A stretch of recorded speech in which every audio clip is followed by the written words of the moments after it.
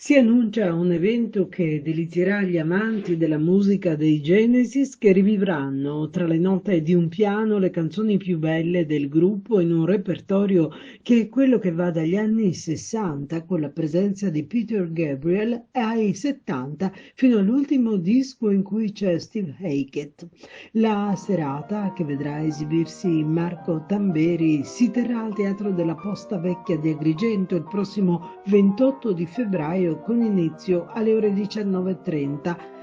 Tamberi ha una lunga storia musicale, fondatore di vari gruppi musicali in cui come tastierista, arrangiatore e talvolta compositore spazia dal rock progressive al pop rock, funky, fusion e in parallelo porta avanti anche alcune esperienze come cantante solista e background vocale, prendendo sempre più passione per le polifonie vocali, in particolare verso la musica a cappella. Nel 2019, insieme ad altri musicisti locali, partecipa ad un progetto di rivisitazione in chiave acustica in omaggio alla musica dei Genesis, musica che aveva molto amato in gioventù ma che non aveva mai avuto modo di proporre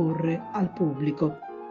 Questa esperienza, condizionata anche in modo negativo dal periodo pandemico, arriva a conclusione dopo quasi 3 anni. In continuità a questo progetto che aveva risvegliato l'amore verso questo gruppo, decide nel 2024 di preparare uno spettacolo denominato Genesis in un piano, in omaggio alla grande musica dei Genesis, uno dei gruppi inglesi più significativi nel contesto del rock progressive, focalizzandosi prevalentemente sul repertorio del primo periodo con una selezione di brani al solo pianoforte. Appuntamento dunque con uno spettacolo in cui lo spettatore viene avvolto e coinvolto in una sorta di viaggio in cui chi suona ha il privilegio non sempre facile di svelare la propria anima, di accogliere la musica, di interpretarla dandole un senso e imprimendoci il cuore.